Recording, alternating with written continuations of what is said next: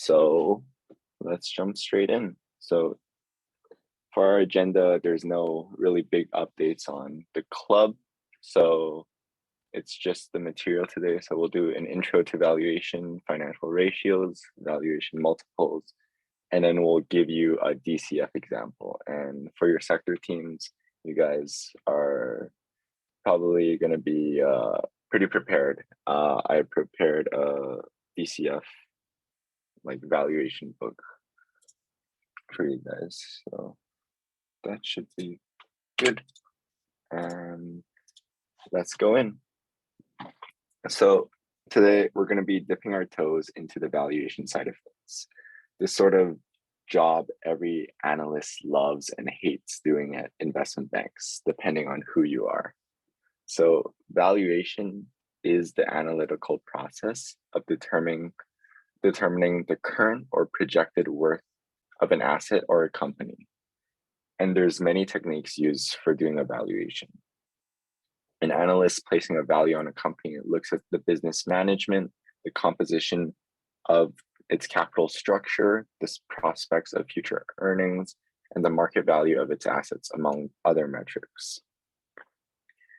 And valuation can be very useful when trying to determine the fair value of a security, which is determined by what a buyer is willing to pay a seller, assuming both parties enter the transaction willingly. And when a security trades on exchange, buyers and sellers determine the market value of that stock or bond. And so there's various ways to do valuation. What I'm assuming everyone will be quite familiar with, or just heard of at least, is the discounted cash flow model. So there's lots of other methods, include looking at past or similar transactions of a company or asset, purchases, or comparing companies with similar businesses and their valuations. And also there's, so that would be one of the examples that I said, comparing would be comparable company analysis, is the method that looks at similar companies in size and industry and how they trade to determine a fair value of a company or asset. And the past transaction method looks at the past transactions of a similar company to determine an appropriate value.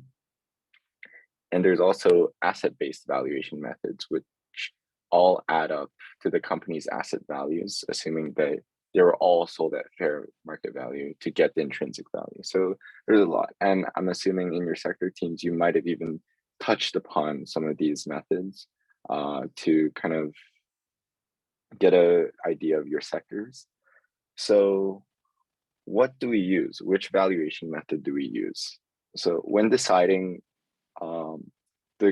the method that you want to pinpoint down and use on your company, for the first time, it's easy to be overwhelmed by the number of valuation techniques available to us. So there's valuation methods that are pretty straightforward, while others are involved and more complicated and add a lot of quantitative numeric analyses. So unfortunately, there is no one method that is best suited for every situation. Each stock is different, and each industry or sector has unique characteristics that may require multiple valuation methods. But by knowing the characteristics of a company, you can select a valuation model that best suits the situation. Additionally, investors are not only limited to using one model. Like often, investors will perform several valuations to create a range of possible values, or average all of the valuation, and combine it all into one. And with stock analyses, sometimes it's not a question of the right tool for the job, but rather how many tools you employ to obtain varying insights from the numbers. So yeah, okay. I'm just gonna update the attendance, I think. But yeah, but this is from our partners at Wall Street Prep. we have some discount codes as well for you guys. I think they have a investment banking prep interview, private equity prep interview, and like a valuation prep, but it's a little bit pricey, but these knock it down like from like 300 to 150, I think. So today we're gonna look at three or actually four main models. We're going to do the DCF, we're going to do precedent transactions, which is also past transactions. We're going to do comps, so comparable company analysis, and LBOs, so leverage buyouts. So let's start with pure comparables. So a comparable company analysis is the process used to evaluate the value of a company using the metrics of other businesses of similar size in the same industry. And a comparable company analysis operates under the assumption that similar companies will have similar valuation multiples, such as EV over EBITDA. I can't. If someone can help me pronounce it, I always get it wrong. And the process of this is usually through analysts compiling a list of available statistics for similar companies being reviewed and calculating the valuation multiples in order to compare them. So I think this is a very quick and very easy form of valuation, and you can also get a really big sense of the market around this company and its competition. And so let's see, certain comparables matter in certain industries in certain times. So software companies will have a very tangible book value, so the price to book is probably meaningless, you know. All right, I want to save some time for the DCF run through. So precedent transactions. So precedent transaction analysis is a method of valuation where the past M&A transactions are used to value a comparable business today, and commonly referred to as precedents. This method of valuation is common when trying to get the value of an entire business as part of a merger / acquisition, and it's commonly prepared by analysts working in investment banking, private equity, and corporate development. And so what's the difference between pure comps and precedent transactions? Well, both methods are a form of relative valuation where the company in question is compared to other businesses of its derived value. However, for comps,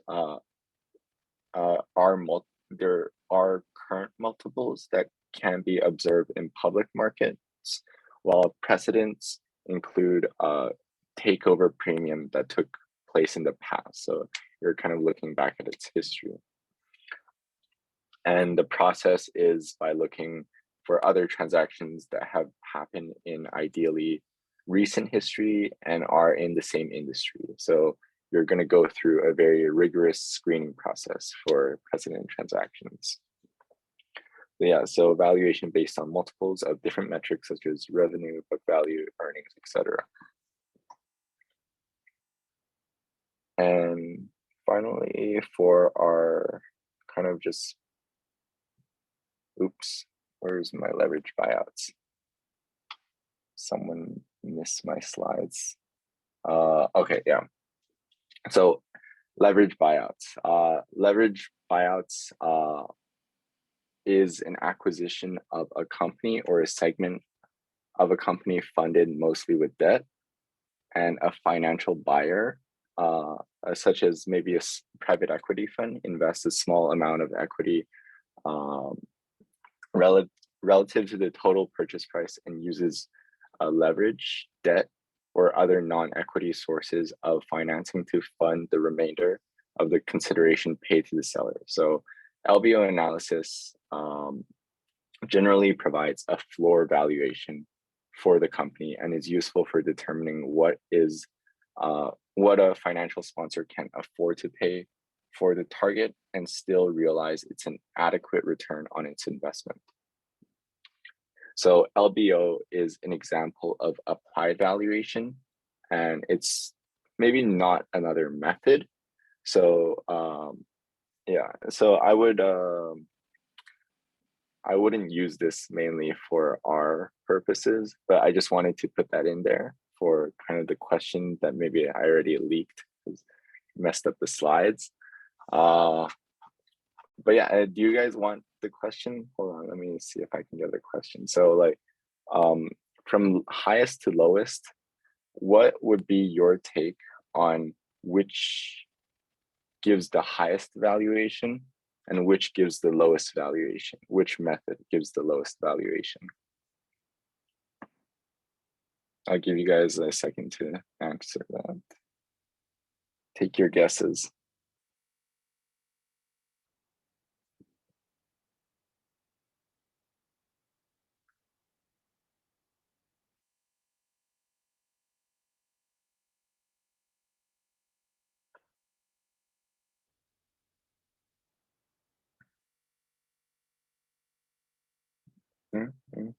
Any other guesses?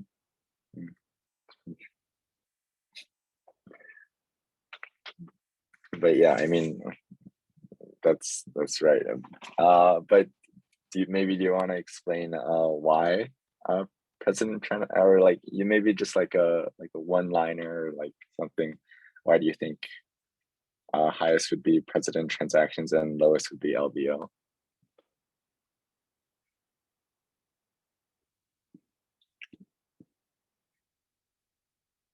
Yeah, okay, it's all right. It's all right. Yeah, yeah. So yeah, that's kind of exactly it. So the highest would be president transactions and the lowest would be leverage buyout. And just like Mazhar said, it does have the premium above its fair value. So that's specifically called its control premium. And that's the value ascribed to being able to control a business rather than to own a percentage of equity in it. So thus the precedent transaction analysis will typically result in valuations that are higher than comps or any other.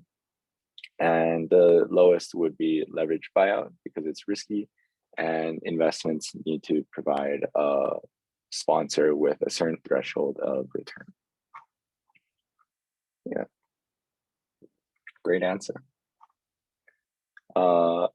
So let's get into our financial ratios. So we kind of talked about, give you a glimpse into the valuation methods, and these are kind of the nuances of it. So before we talk about these techniques, let's start by discussing some other metrics that describe the value of a company.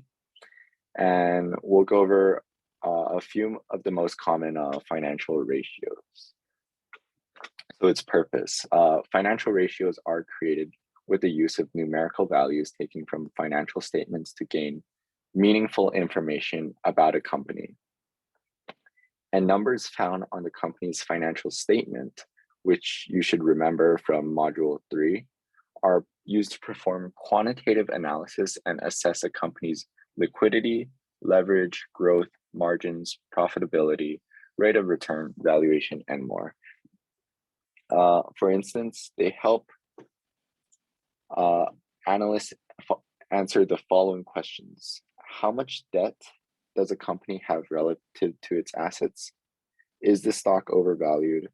Furthermore, they can compare and be compared over time to keep track of a company's performance.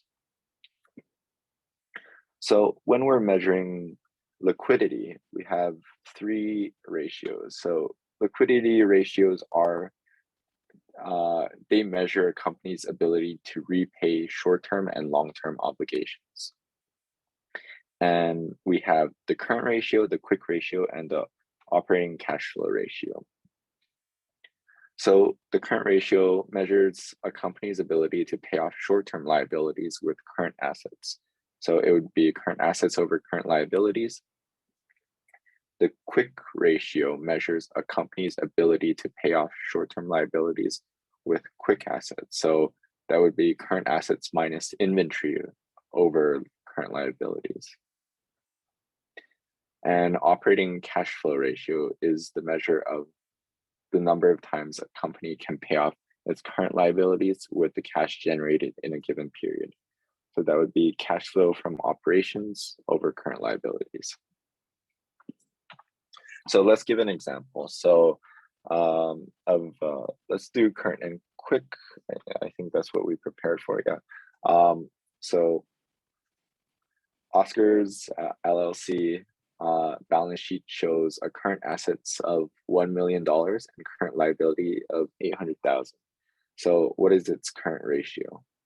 So 1 million over 800,000, 1.2. It's that simple.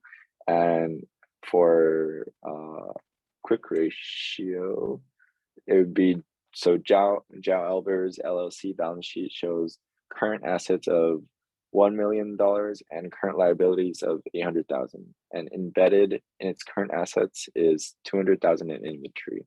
What is its quick ratio? And I'm not going to repeat that, but just that calculation, and you got it. And I think it's pretty similar with operating cash flow ratio. You just get its cash flow from the operation, divide it over its liabilities. There you go. And let's move on to leverage. So measuring leverage. Leverage ratios measure the amount of capital that comes from debt. In other words, leverage financial ratios are used to evaluate a company's debt levels. And here you have the debt ratio, debt to equity ratio, and interest coverage ratio.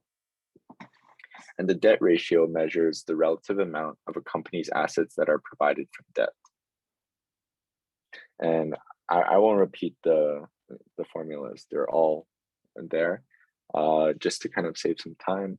Because I do want to save at least 20 minutes to go over the DCF with you. Debt to equity ratio calculates the weight of total debt and financial liabilities against the shareholders' equity. And the interest coverage ratio is how possible it is for a company to pay its interest in expenses. And I'll just show another example of leverage. So Zhao Aalbers LLC liabilities show 400,000 in debt.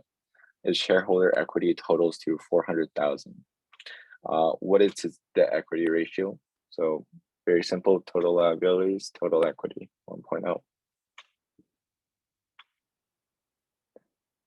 And then we have operating efficiency. So efficiency ratios are also known as activity financial ratios and are measured of how well a company is utilizing its assets and resources.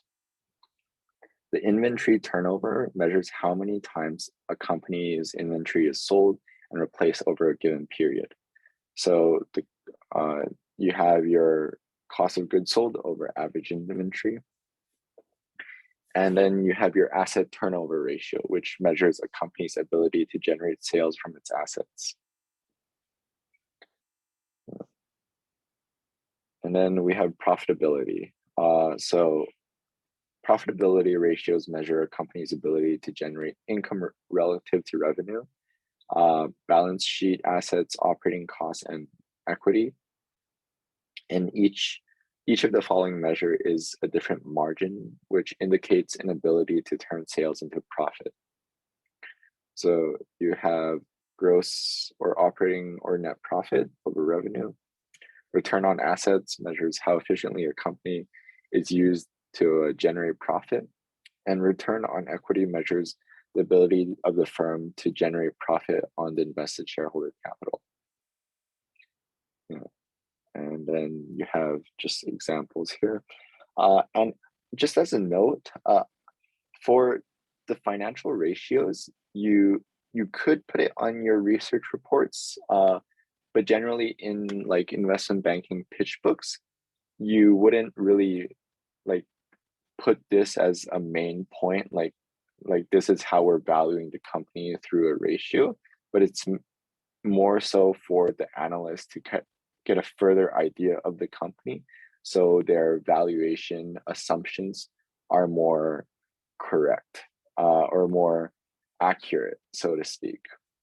You'll see what I mean later on, but usually you wouldn't, if you just put some ratios in a pitch book without like any quantitative analysis, that would be seen as just not only lazy, but kind of just like not the whole picture of the company, and it wouldn't result in a very good valuation. I think a lot of people from Rotman has heard the term, especially in the finance stream, garbage in, garbage out. So there you go. But yeah, let's get on to the last portion, which is our financial multiples. So the intuition here is that valuation multiples are kind of explains why firms use these techniques to value these firms, value firms. So financial ratios serves to tell investors about performance metrics within a single firm. Liquidity ratios explain companies' ability to have access to capital for debt obligations. And as we said, so and so. So these financial ratios contain crucial information about the value of a firm. And we know that firms with more liquid assets are better than firms that can't have access to capital. That high leverage should be a point of concern for investors, and that a firm with high inventory turnover has a strong consumer base with one with lower turnover. However, while they give us a way to compare across firms, none of these financial ratios actually tell us what the value of the firm should be given a certain value for the ratios, as I just warned you guys before. And therefore, they don't tell us what the stock price should be either. So that's the main intuition between valuation multiples, which are essentially financial ratios that take into account the market values and everything so forth. So valuation multiples allow for subsequent analysis methods of comparing multiples between an unvalued firm and a valued firm to determine the proper market value and the share price of the unvalued firm. So before we discuss the methods, we'll begin discussing what valuation multiples are.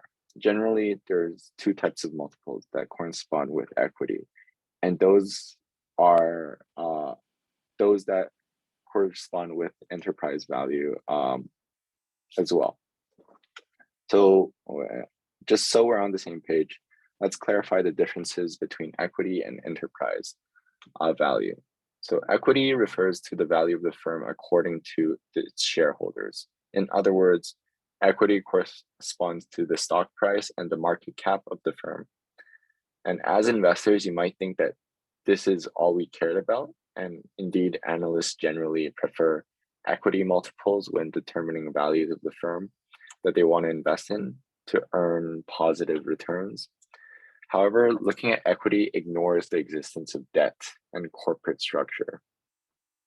And some analysts that work for large conglomerates or companies that want to know the value of the firm they're trying to acquire, for these purposes, what matters isn't the market according to the market, but the inherent value of the business, including the value that is funded by debt.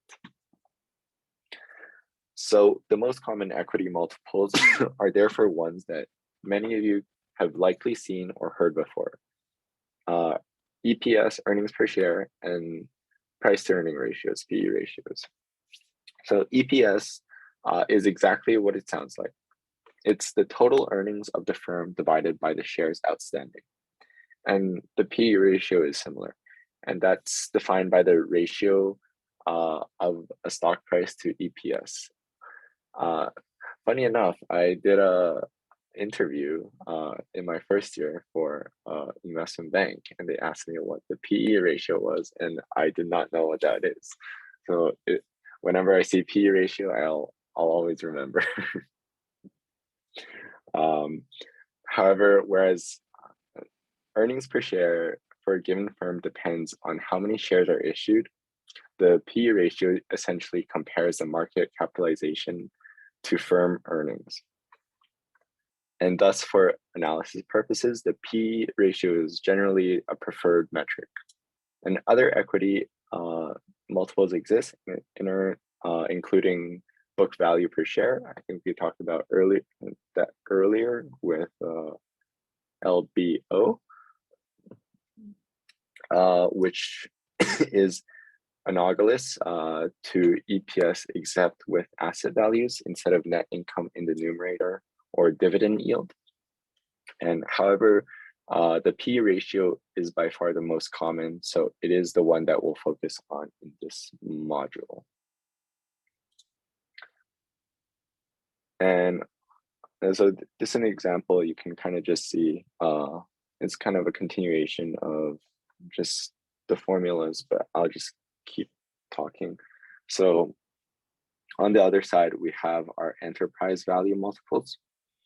And for the purpose of this module, you can think of enterprise value as the sum of equity, debt, minus any cash the firm has lying around. So the main EV multiple synonymous to the P ratio is the EV over EBITDA. Okay, I'm just gonna say EBIT, but just add the DA in your head just to save some face, or earnings before interest, tax, depreciation, and amortization, is essentially a more precise accounting measure of earnings. And we won't talk about the reasons why EBIT over net income, but the main takeaway is that equity multiples summarize the value of the firm to investors looking to make a return, whereas EV multiples summarize the value of the firm to firms who are looking to owning a target firm. Now, as I mentioned earlier, there's two main types of valuation multiples, comps and precedents. And so essentially the two differ, as I mentioned as well, in the firm that is choosing as the comparing firm. And while comps use current multiples listed on stock exchanges, precedents use values of firm that were purchased in the past. And we'll see that comps place more emphasis on the belief that investors in the market as a whole, whereas precedents rely on more the valuation of analysts and financial experts of bidding firms. So let's start with a comparison method of valuation. Comps are relatively intuitive and are essentially based on the idea that firms with similar financial ratios should have similar valuations. The most common type of comps is the comparison between P ratios. So let's imagine a world where OZ Soft Drinks is a publicly listed company with a market cap of $1 billion and an annual earning of $4 billion and 500 million shares outstanding. And let's say TA Pop, a very close competitor who is looking to IPO. So TA Pop wants to issue 50 million shares and has an earning of $2 billion. So what would its share price be? So from our analysis, we can see the stock price 1 billion over 500 million, $2 per share. The EPS would be $8 and the PE ratio would be 0.25. And from the comparable analysis, we should get that the EPS should be around 2 billion over 550 million, so $40 earnings per share. And the PE ratio should also be similar at 0.25, and we can kind of reverse engineer it where the price of the stock would be around $10. And notice this comparison technique takes into account the market value of the existing firm. And this market value is determined by the market, which nowadays is driven a lot by investor sentiment. So for many reasons, investor sentiment is often flawed. And so we might choose to resort to EV multiples instead. However, notice that EV over EBIT is not directly dependent on the market price of the comparing firm. And EV multiples are therefore more often used qualitatively to analyze the value of a firm. And if the multiple is higher than the industry average, it's likely undervalued, and then you have it vice versa. So overvalued if it's lower. And the second form of analysis that we'll do through the rate and the multiples is precedent transaction. And this method takes a similar first step in identifying the firms that are similar to the one the analyst is trying to value. And however, rather than looking at publicly listed firms, precedent analysis looks for similar firms that have been taken over in a merger or acquisition in the past. In M&As, a bidding firm purchases a target firm for a certain price. And given the availability of resources of the bidding firms, you can imagine that they pay the best financial analysts to dig around through the target reports and disclosures to determine the precise value of the firm using metrics far more advanced than the ones we're going to cover today. And most of their models are also in-house, so we don't really know the formulas and how they're putting in their numbers. But precedent analysis takes advantage of these experts' work and states that a company should be worth the same as a similar company that was previously bought. And the downsides of this precedent analysis is that first, it's very unlikely to find a perfectly comparable firm that was purchased in the past. And if a comparable firm was acquired longer ago, the estimate could be out of date. And evidently, neither method is ideal.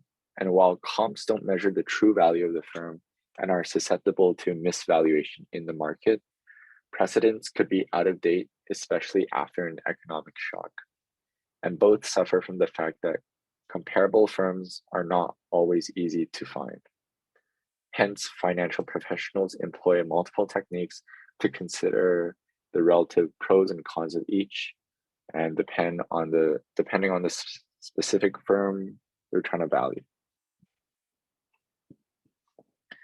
And holy, we finally get to DCF. Oh, so yeah, there's where the question was hiding. So which valuation gives the highest or lowest? So the discounted cash flow. Now, we're going to cover this very, I think this is just like, I gave you like 3 pointers, but we'll cover this very much in depth. The discounted cash flow model. So is an intrinsic valuation method used to estimate the value of an investment based on its expected future cash flows. And intrinsic value means that we're trying to find the actual money generating ability of this stock and ignoring any noise that can come from any investor sentiment or misinformation or outside sources. Like, in sense, the DCF conveys the value of the stock the way the stock market is intrinsically meant to function. And DCF analysis attempts to figure out the value of the investment today based on projections of how much money it'll generate in the future. And this applies to decisions of investors in companies or securities, such as acquiring a company or buying a stock. and to business owners and managers looking to make capital budgeting or operating expenditure decisions. And the key point here is that it projects how much money it will generate in the future. And so this will come with a lot of deviations between different teams or different analyst groups' answers, because how will we know how much money it'll generate in the future? So your assumptions have to be grounded in some sort of thing. And usually a lot of analysts will look towards like the multiples, the ratios to kind of ground their assumptions to put back into the DCF. But yeah, let's stop wasting time. I've been kind of teasing this the whole time, and let's get to it. Let me put this on. Oh yeah, and this was kind of the slide, you guys. When you guys get the slides for this part, you can kind of get an in-depth look at all of the financial models you can use on Wall Street Prep. And so we'll get into our complete valuation book. So and the blue are the assumptions I just created, and then so we're gonna yeah, no, you gotta be excited for this. So yeah, so we got the free cash flow, the WACC, included the formulas for the E's, terminal value calculations, discounting factor, share EV to equity value, and your full DCF value with your implied share price at the end. So we're gonna work through this together, all right? There's gonna be a lot of white space, and hopefully, I think I'm gonna cut into your sector team times a little bit, but you guys will play around with this. I'm gonna give you guys this complete valuation book. And so you guys can just play around with the numbers, the numbers in blue. So these will be the ones you replace. We're gonna fill out the formulas for these, for like everything that's blank. Those are the formulas. So you don't have to, once I finish inputting these cells, you don't have to adjust them, and you can just adjust your blues, and that'll be your assumptions. All right, let's follow along. Can everybody see here well?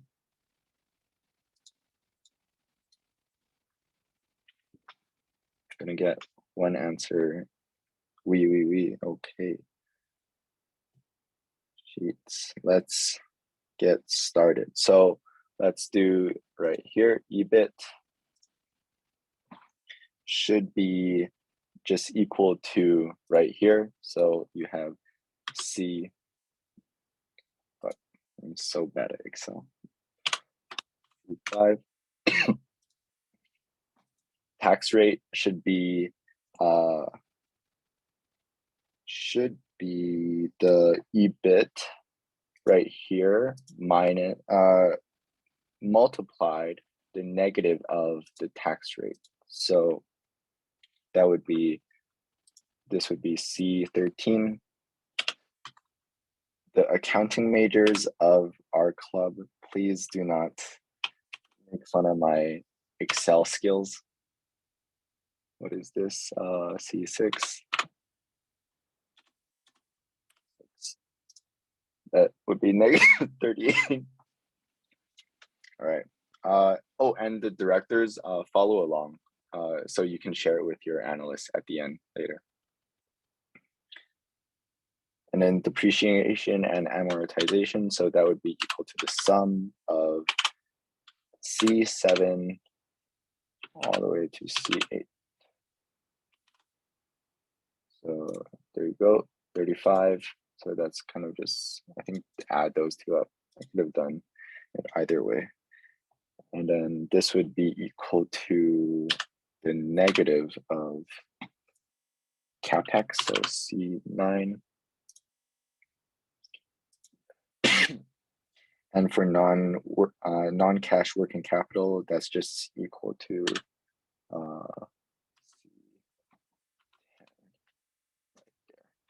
and so you have your free cash flow of this firm in quotation marks would be at 86.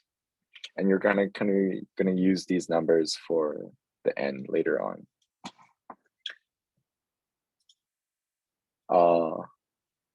Any questions? Otherwise, I'm gonna move on to whack. That's why I put the ducks. So the cost of equity would be the formula right here that the CAPM model. So that would be right 10-year treasury. So that's your risk-free rate, 2%. That would be equal to C8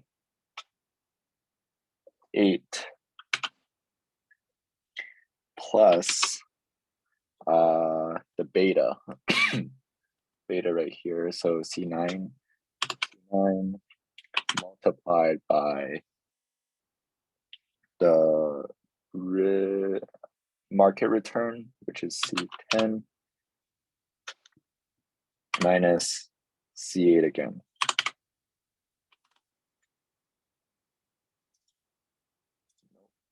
Hold on. Plus, I think I forgot this sign.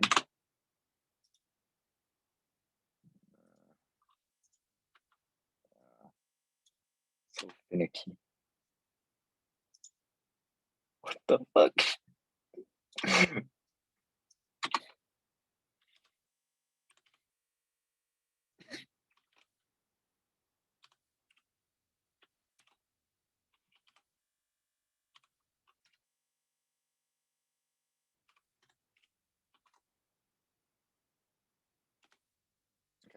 10%.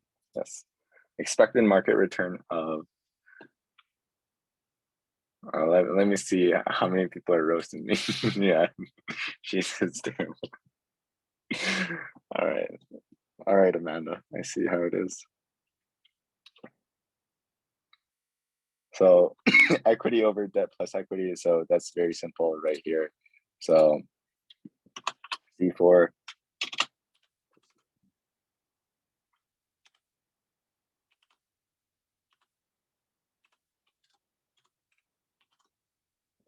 I think that's pretty like just the equity plus the sum of these two. Yeah, 54% and your debt value. So that would be C equals C5. Yeah. I think everyone can guess like what's my word count per minute, word per minute for typing tests.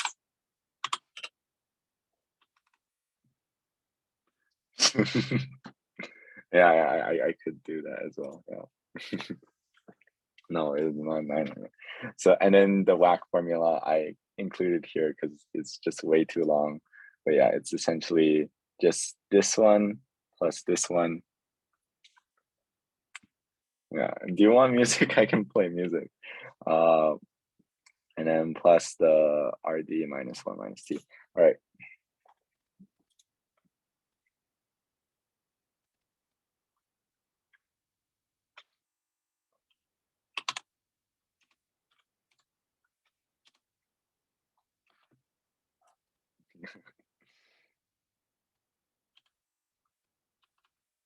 So yeah, that would be the free cash flow here. Multiplied by 1 plus, or is the growth value, C6.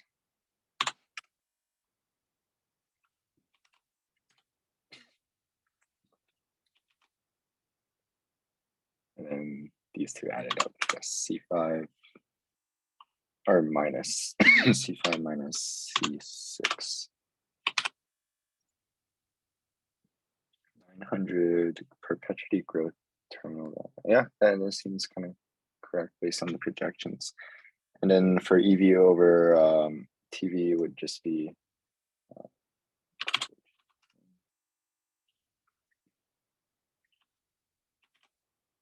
think I'm doing quite well. That I'm and the average I think is just very simple, equals average of these two. Yeah. Everyone got that, or directors got that?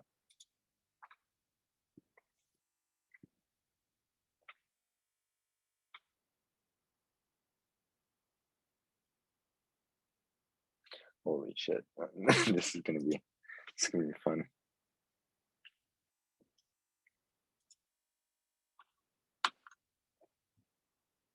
So the discounting factor basically is just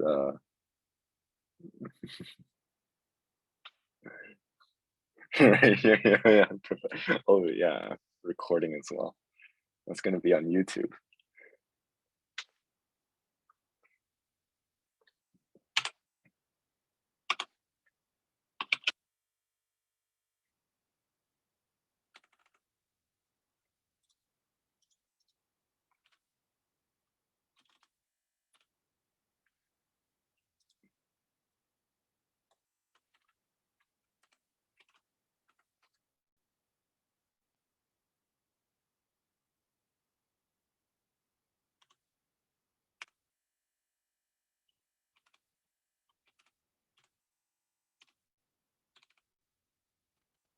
Yeah, we're gonna use the WACC here for the discounting factor. Wait, anyone knows how to, do I just drag this? No, that's not how it goes. Oh yeah. You should first fix the WACC value. Okay, so you fix it by doing like the money signs, right? Money bags. Yeah. But yeah, no, essentially I'm just discounting the free cash flow and by the WACC. I mean, from the previous slides, you kind of got that. Yeah, and I think, yeah, this is it. This is it. Thank you, Excel Meisters. Goes to, so the PV over F free cash flow would just be, right, we're going to use the discounting factor, and then we're going to multiply it by the free cash flow, essentially.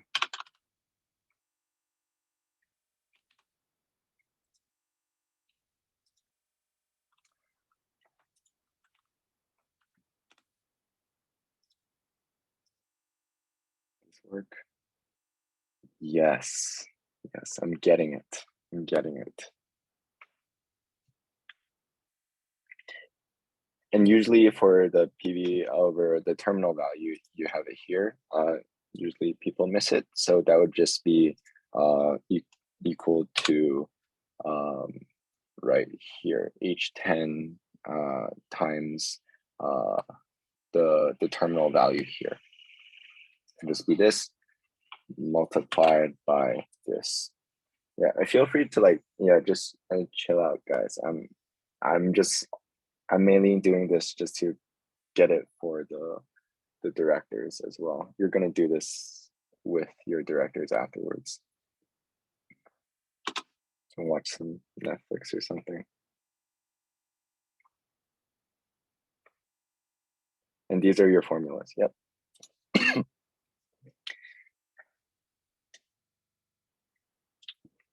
And so we enterprise to equity value. So we're just gonna do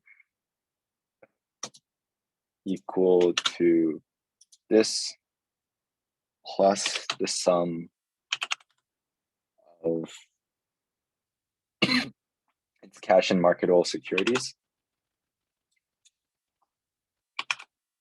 minus the sum of its short-term and long-term debt. Using the mouse is so much better.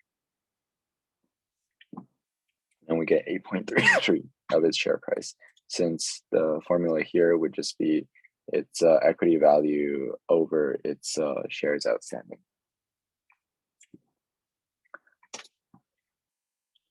And finally, we get to the full model. So the tax here should be equal to the EBIT right here minus the, or times the negative of the tax rate, which is right here. But as Mazahar taught me, if I want to drag it, I need to fix this value, right?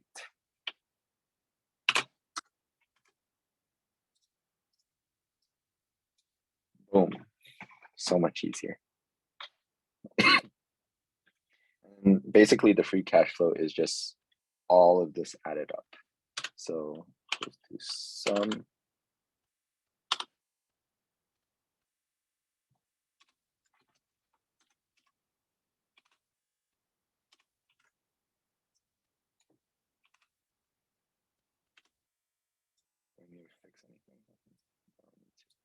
Yeah, just drag it out. And this is your, so basically, sorry, I've been a bit quiet. So this is what you're all gonna get from your, either from Yahoo Finance or wherever. And your cash flows here would be your assumption. So these ones, you need to find out your own because you're projecting it 5 years into the future. And then you're gonna get like in a sum, assumed tax rate from it. And so, and then you finally get your, once you add it all up, you can project your cash flows for 5 years. And that's kind of what you're gonna kind of wrap your DCF, wrap up your DCF model with. And as we did before, so we're gonna do cost of equities for the WACC calculation. So that would be, yeah, close to it. And so that's essentially your CAPM model again. Plus, where's the beta? Where's the beta? Right here.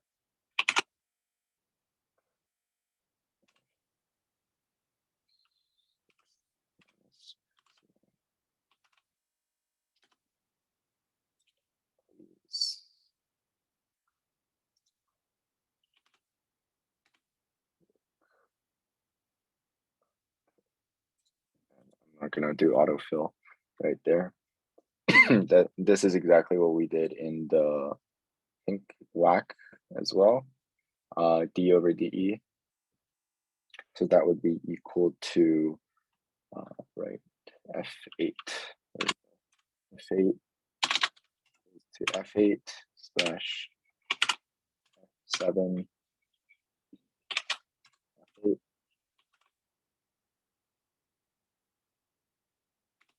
Nice. And this would be the same. Copy that there, but replace that with F7. And then the WACC would be the calculation right here. So that would be equal to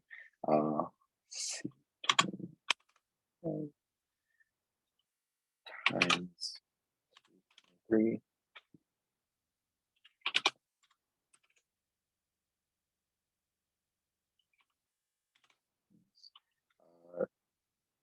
Is the cost of debt right here. That would be C7. And then finally, you would multiply it by 1 minus the rate, which is C8 again. How do you guys do this? Damn, investment banking might not be for me. Do we not need to subtract interest from EBIT before minusing the tax rate. I think for right here, I didn't put in any interest rate, so I didn't think I accounted for it. It's just pretty basic. And finally, for terminal value, each last stretch, guys. It's almost done.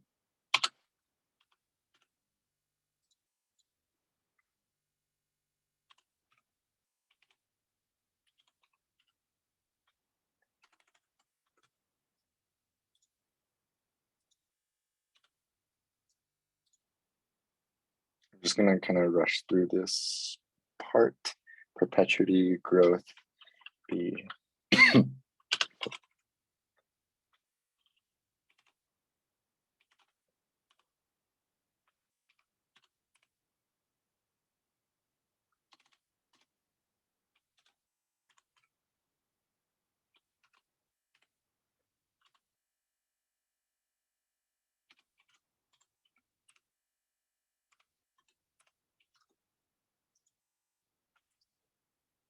You get the average of everything here.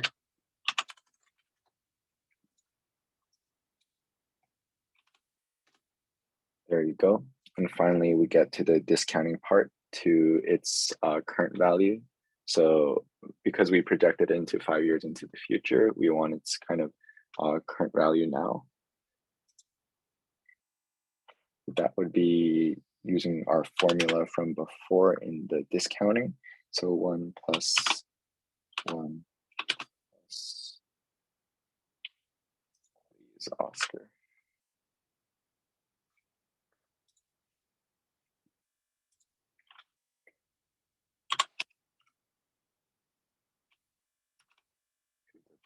Power of its whack.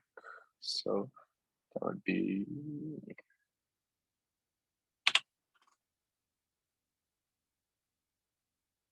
yes. And if we want to drag this, I think we got to fix this as well.